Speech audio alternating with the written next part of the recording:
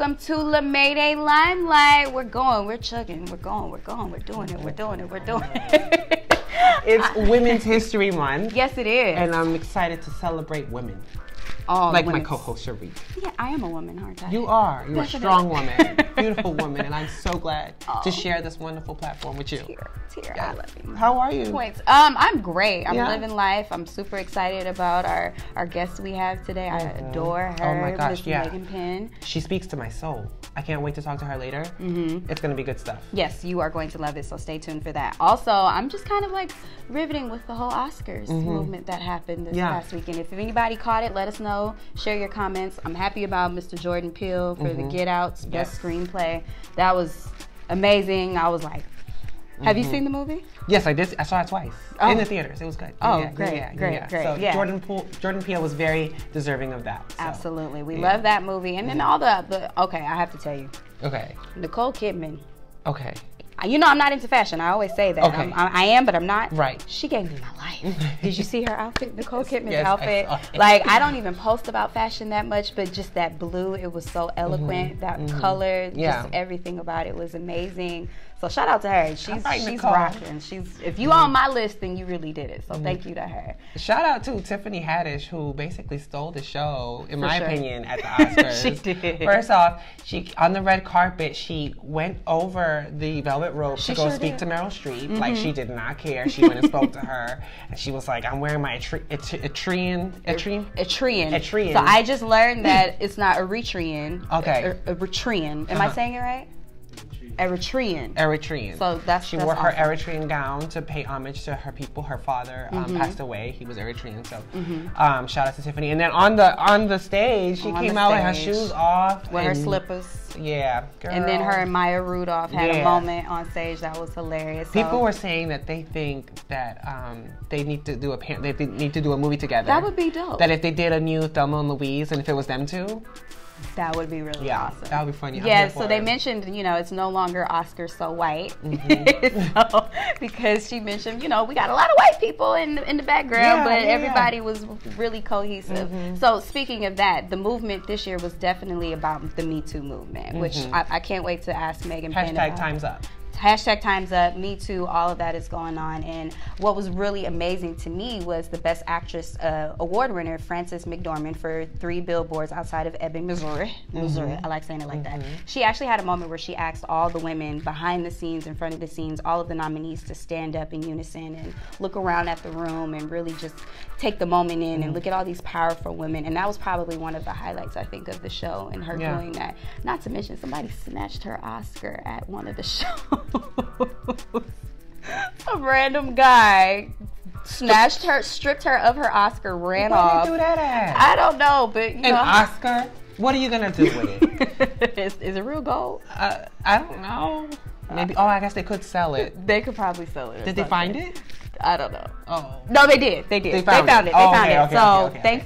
Shout out to whoever found her Oscar, because that's just not okay. But yeah, but there's so many strong women, so many things that are happening this month. I'm excited to see as it progresses throughout the month. I like seeing what's happening in Hollywood. I'm seeing a lot of women take ownership. We're starting to see a shift. I mean, we're not where we need to be, but we are starting to see a shift. And it's beautiful to see. Seeds are being planted everywhere. There you go. For generations to come. Absolutely. So, I mean, I know we were discussing it earlier today. It didn't actually go through, but there were a group of women. Yeah, there was a group of women that were going to purchase the Weinstein Company. That's huge. Yeah, that's huge. It's just good to see something like. I mean, it didn't happen, but granted that there were a group of women that took interest in it initially. Just goes to show that women are looking to take power. Yeah, take that, Harvey Weinstein. So So that's awesome. But yeah, so I'm really excited again to speak with Megan. So we're gonna get into that, and let's just celebrate women this month. Let us know if there's anybody you guys want us to talk about, or if you have somebody special you want us to interview. Yeah. Comment, like. We're celebrating women all month long. So we can get into one woman in particular that I kind of want to talk about right now. Okay. Wendy Williams. I don't know if you've heard, but I'm a fan of Wendy Williams, but there's some craziness going on right now with the Wendy Williams show. Yes.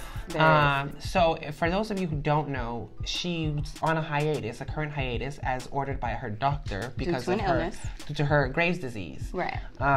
Allegedly. Okay. Now, as a fan, I've been watching her for years, so I know the ins and outs of her show and how she operates. And today it was announced on her Instagram that Jerry O'Connell is going to guest host her show next week. Shut your mouth. Yes.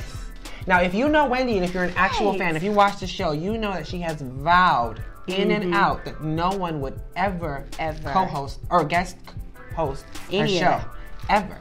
She said they will go on off air, they will run reruns. Well, she has enough of them. Yeah, until she's back to get on camera. Right. So this leads me to assume this was not her decision. Second, I know this wasn't her decision because if you watch her show, you know that Wendy does not operate her own social media. She has a team that runs it for her, and she's said this numerous times. She says she doesn't care. She'll glance at it, but for the most part, she doesn't even have it on her phone. So it got put out there. This leads me to believe that people within her show are making decisions while she's out. So I'd assume that there's more to the story than what's really going on. Right. Yeah. She's a powerful woman. I mean, she's been in the game for a long time. But what are they going to call the show, though? They're still going to call it Wendy? I mean, I don't know. Allegedly, she's coming back on the 19th of this month, and he's just hosting for a week. He's a guest host for the week. But again, it goes against everything that Wendy has ever stood for on her purple chair. You know? And I know a lot of people hate her. You know, she's a bit scandalous when it comes to how she delivers news and the information that she shares, but people are paying attention. They definitely are. People are watching. She has an audience that wants to listen, so her success is attributed to the people that want to listen to her. Definitely. So I give her that, and I get it. I get why a lot of people don't like her. But you know, just me being someone in the media, you know, as we are, the route that she goes isn't necessarily the route that I go about things in the media, but there are parts about her that have inspired me in my own course and my own path. She works really hard. Absolutely. No matter what you say about Wendy, she works really hard. She's created her own lane, and this is actually going to be pretty interesting. I'm curious of how this is going to play out. I'll be following the story, like she says on her show.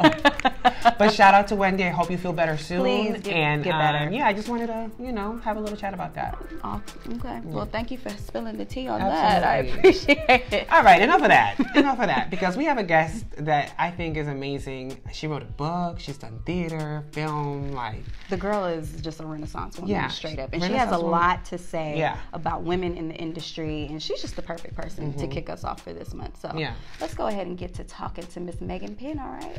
Boom, boom, boom. We have actress-writer Megan Penn here to talk to us about her acting, her theater, and her latest book, Memoirs of a Broken Heart. Hey, this is quite the water picture.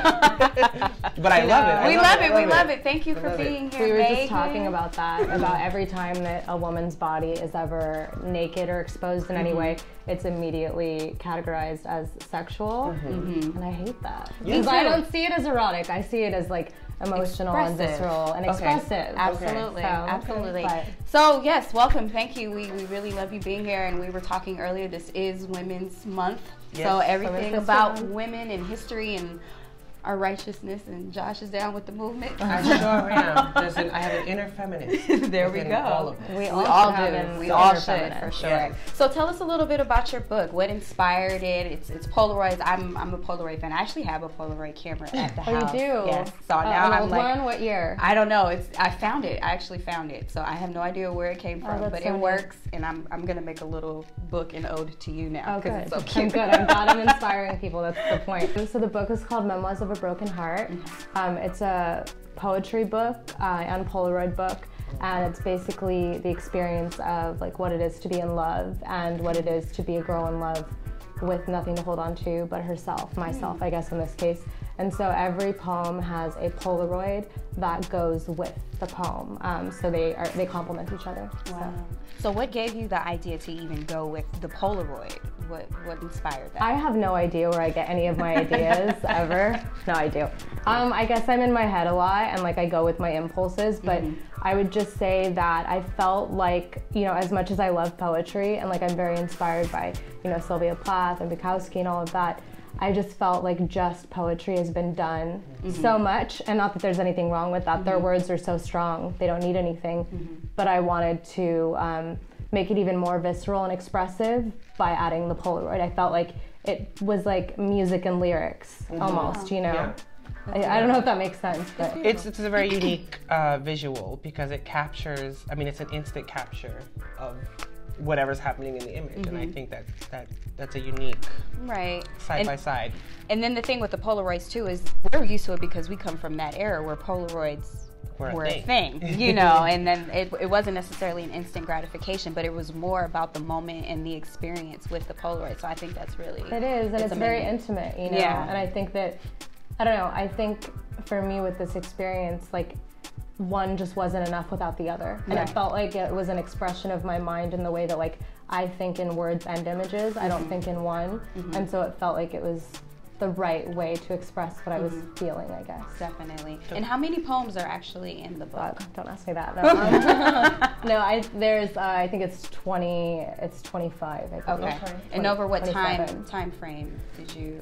You know, I would. The first poem for this book was probably written in 2015. Okay. And the last one, the last ad, was like at the end of 2017. I snuck one in there when we were like at the end of publishing. But yeah, it was over the course of the years of 2015 to 2017. Nice. Roughly 2 years. 2 years. 2 years. Okay. 2, 3. I guess it would be. Yeah, it was like 2 or 3 years. That's a whole lot of loving. Yeah. Or not. Or not. And that's the unique a whole lot of being alone. That's the very unique thing. There was something that I read that you wrote saying to the effect of all writers are damaged lovers or something like that? I said burned romantic. Okay, there you go. Obviously, I'm being very general, but yeah, I think that, like, you know, if you're looking at writers like Hemingway, or like I've mentioned Bukowski, or you know, there's a real like burned romance to them. And I think that when you're an artist, you are probably a little more sensitive than most people, or I should say more than most people allow themselves to be.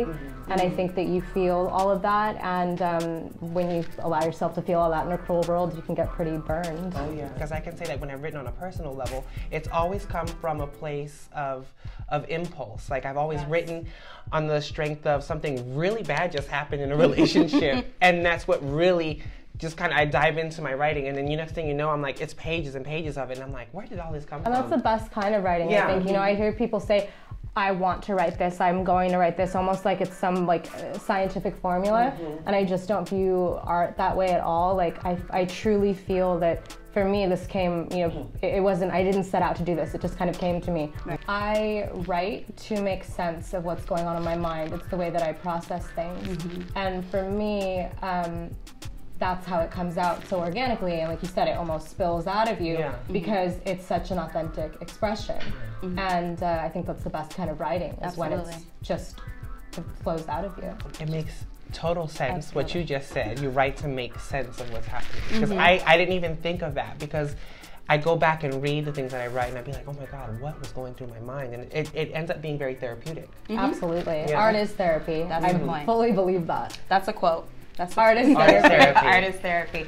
So let's talk about Bygone Girl. So a little bit about how we met. I met you through that play that you did. You self-directed, self-wrote, and it was all one act. It was a one-act play that I had a mental breakdown doing. No, I'm just kidding.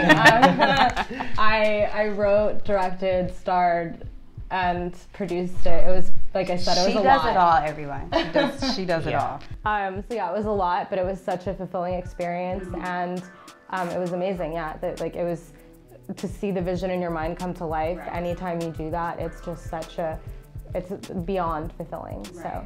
And then, I mean, we talked about it before, but theater in LA is not as big of a deal as it would be you're from New York. Yeah. So, you know, how have people received it? Do you feel as though it's been different, being that you did it here in Los Angeles as opposed to on the East Coast? You know, I think a lot of things, like books, like theater, Polaroids, poetry, all the things that I like are kind of not popular at this moment in time, and they are all kind of maybe a dying art form that I don't want to die, which is why I'm doing it.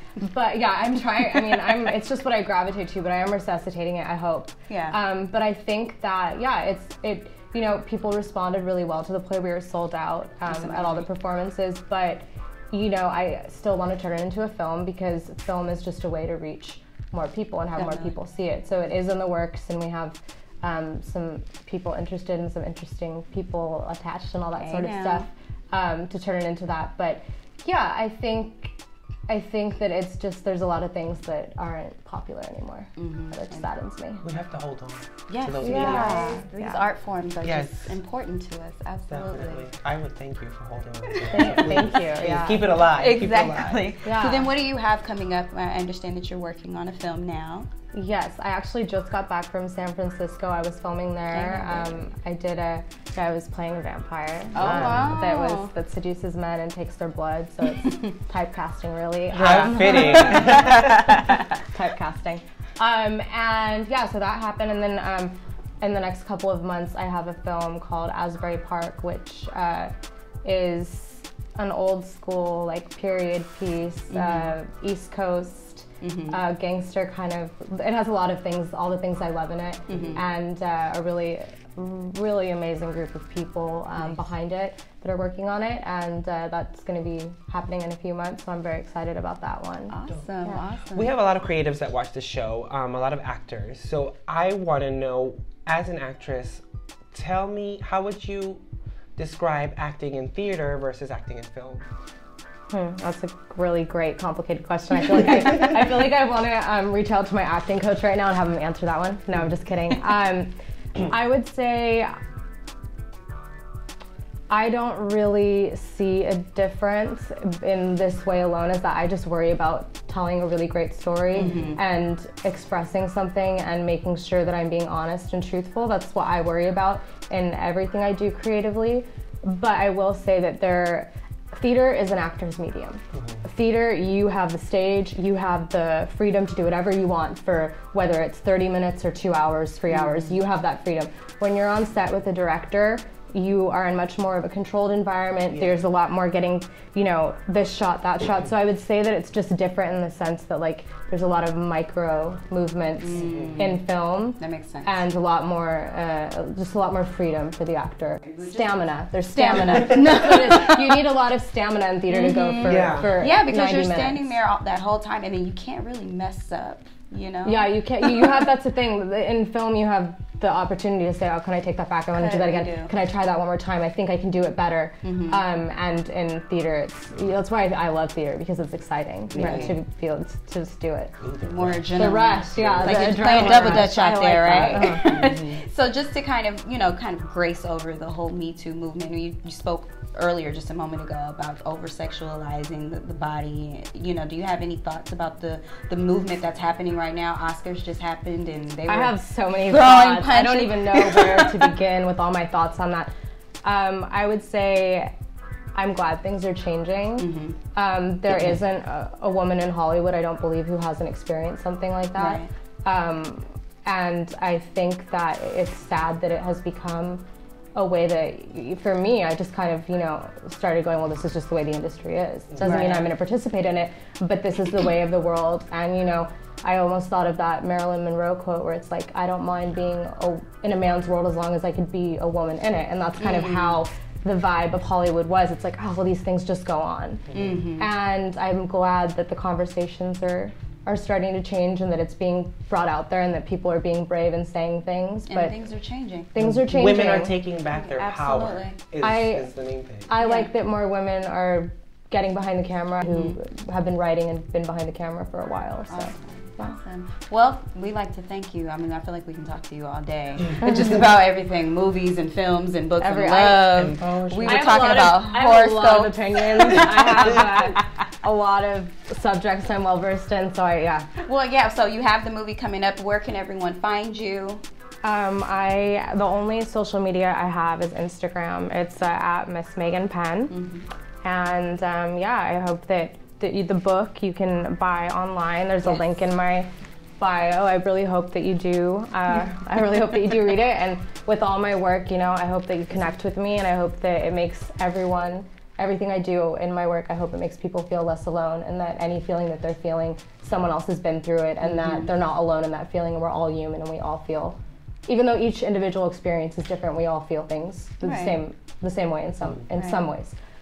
So I hope everyone, connects to that, and then they can connect with me online as well. Definitely. In the more You're speaking to me, girl. yeah, in the more shallow sense of the term, online, connect with me. Josh online. is gonna finish the book by like tomorrow. Yeah, probably tonight before we leave the studio. It'll be done. It's happening. It's a coffee table book. It's an easy read, you know. Definitely. I mean, And an the intense pictures. read, but an easy read. The pictures, And there's honey. I love it. pictures. I love it. Well, thank you so much. That wraps it up with us at the Limelight. Thank Yes. you so much. And again, make sure you follow Megan Penn. Shout out to Opulent Studios for always hosting this wonderful occasion.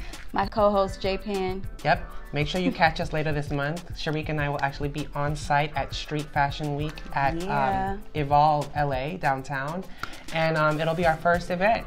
We're gonna have so much fun. Yeah, we're excited about that. So just stay tuned, follow us on social media, get people to follow us. Yes, follow. And yeah, that's pretty much it. That's it. Lights out.